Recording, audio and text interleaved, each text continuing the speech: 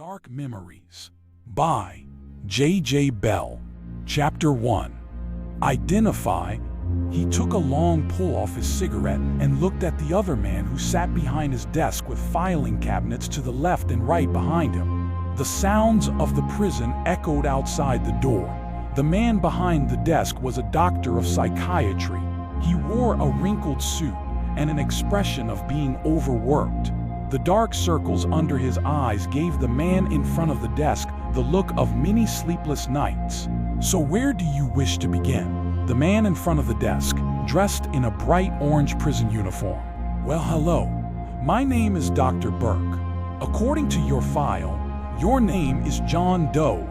Is that really your name? Or did you refuse to tell your true name? Dr. Burke ran his fingers through his unkempt, short, light brown hair. The other man chuckled. Is there something amusing about the question? Dr. Burke looked at the inmate with shoulder-length dark brown hair. I will not be responsible for the death and destruction that will surely follow if I give you my true name. The man looked at the ceiling and stared. Why do you believe that would happen by telling someone your true name? Dr. Burke frowned. I will give you the name I was born with instead. He continued to stare at the ceiling. Is that not your true name? The doctor picked up a pen from the desk, poised to write on a cheap pad of lined paper. Do any of us know our true names or what they will reveal? The man looked from the ceiling and locked eyes with the doctor. Okay. The doctor wrote down the statement with a question mark behind it. I was given the name Merrick when I was born. He butted out his cigarette in the glass ashtray on the doctor's desk and looked back to the ceiling. Okay, Merrick. The doctor wrote the name down. Where do you wish to begin? Merrick stared at the ceiling. The beginning. The doctor poised to write. My beginning? Your beginning? The beginning of everything? The beginning of destruction? Please be specific. Merrick looked back at him. Okay. Let's start with your anger. When do you remember not being angry? He watched as Merrick returned to staring at the ceiling. All I remember is anger. Merrick continued to look at the ceiling. Is that what you were taught? What do you keep looking up? The doctor looked up on the small crack on the stone ceiling. I am studying the structural integrity of the building and the force in which it would take to break it. Merrick continued to look at the crack. Are you planning to escape? The doctor wrote possible escape attempts. You don't think I can if I aim to? Merrick turned back to the doctor. It's not what I think, it's what you are thinking. The doctor looked up at him. No, it's to make sure no one can break in. Merrick stared at the floor. So you believe that you could break out? The doctor put the pen to his mouth and then rubbed his stubble on his chin with the same hand. Believe? Merrick chuckled. Then his demeanor changed from aloof to serious and intense that made the doctor flinch. I know. The doctor could feel the intensity wash over him, and he wrote down anger problems with possible illusions of grandeur. Okay, who or what do you believe would break in here? Also, why would they do that? The doctor looked at him. I have many enemies as well as my family's enemies. Merrick glared at him. Merrick uffers. I am not your enemy here. I am here to help you. You do realize that? The doctor put the pen down and reached for a well-used coffee mug. No, you are here for a career, and you believe you can help others with your work.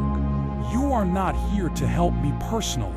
If you knew what that would mean for your unhappy, haunted life, you would regret those words. Merrick watched as he drank from the cup. Okay, you are right. I am not here for you personally. However, this is not a conversation about me. It is about you. The doctor placed the cup back on the desk. Okay, let's start with your family. Any history of mental illness in the family? Merrick laughed. The doctor took up the pen and went back to his tablet. We are all insane. Some of us started that way, but some of us turned that way due to the circumstances that were put in front of us. Merrick stared at the doctor with the same intensity he had before. The doctor could swear he felt waves of anger pass over him. Okay, let's start with your parents. How is their mental status? The doctor rolled the pen in his hand. Insane. Merrick stared at him. Both? The doctor stopped the pen in his hand. Do you know their diagnoses? Mine diagnoses or others? Merrick looked at the corner of the room. Why would you have your own? The doctor put the pen down with a frown. Are you educated in psychology? Yes. Merrick continued to look in the corner. Really? The doctor picked the pen back up. Merrick growled and put his hands through his hair, pulling slightly. I always hated it when my mother did that. What? The doctor wrote it down and turned a page. There really? Like she was being cute or something? Merrick refocused on the corner and sighed. Okay, the doctor wrote that down as well. So, tell me where you received your degree in psychology. The printer? The same as you, Merrick laughed. Very funny. Okay, where did you receive your education? The doctor put the pen back to the pad. I was mostly homeschooled and self-taught.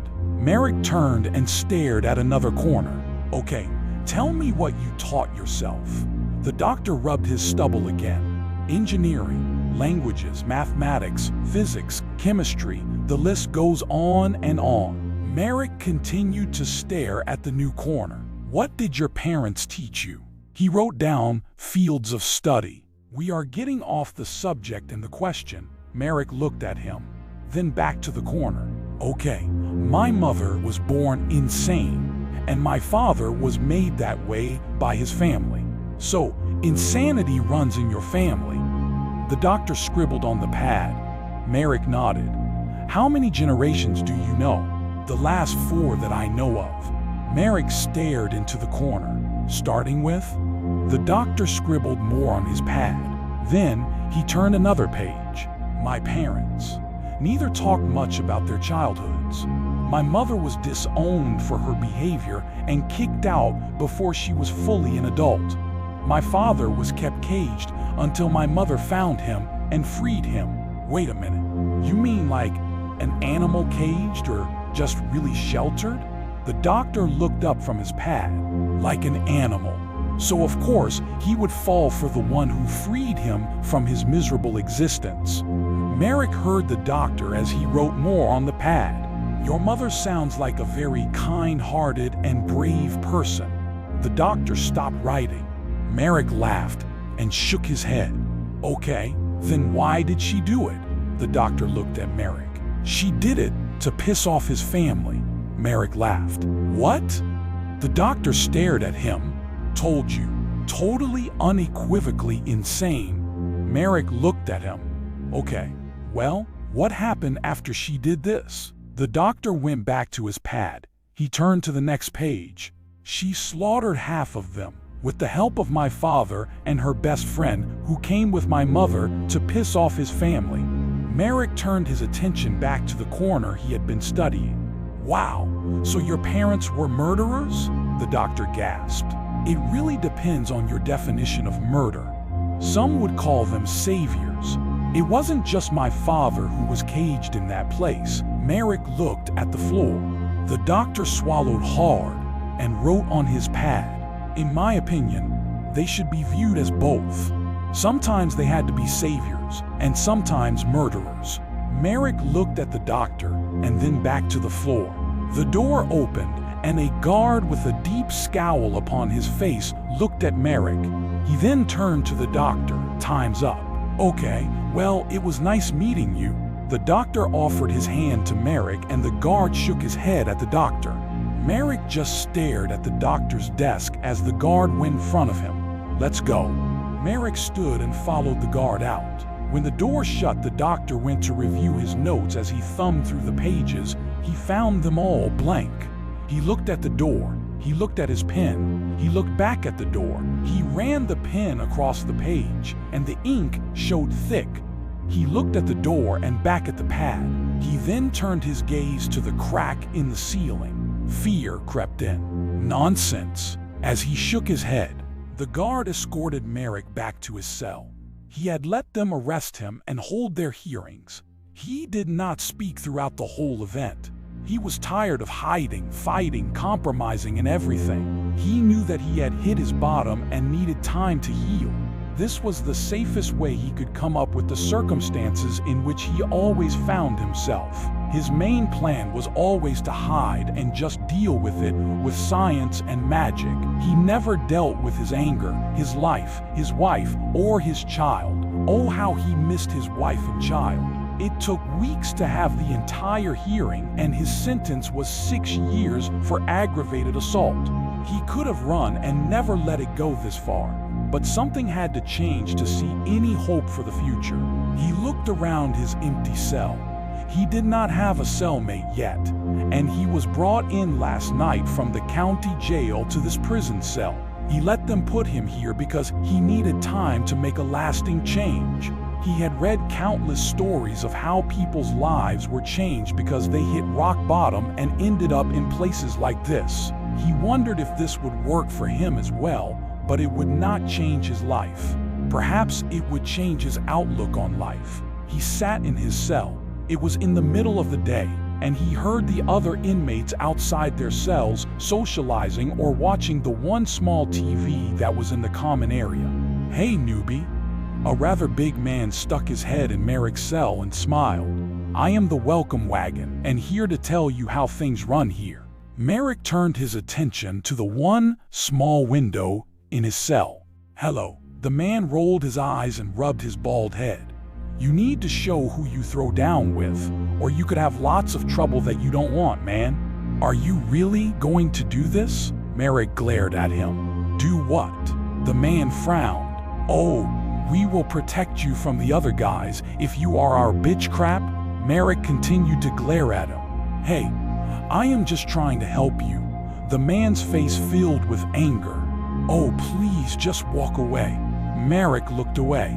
He heard the man whisper to someone else to watch for the guards and walked into the cell. He closed the door behind him. Merrick looked at the man. He was half a foot shorter than his brother and could not help but laugh at him as the man tried to look fearsome. "Boy, you are my bitch." The man towered over Merrick, who just sat there laughing at him. He grabbed the front of Merrick's orange jumpsuit. "What is so funny? This is your last warning." Merrick glared at him as the man picked him up off the bed by the jumpsuit. The bald man hit him square in the jaw. Merrick laughed louder. The bald man hit him several times. Merrick just laughed and glared at him. The bald man's anger grew further. He threw Merrick down, who was still laughing at the big bald man. "What is so funny?" The bald man tried to push him over, but Merrick didn't move. "My mother hits harder." Merrick leapt up, careful not to hit his head on the stone ceiling, and brought a fist straight down on top of the bald man's head. The bald man fell unconscious to the ground. Merrick smiled as he picked up the man with one hand and sat him up. Merrick opened the cell door and looked at the two men outside his cell door. Merrick snapped his fingers and pointed to the cell. His eyes scanned the area for the guards and found none.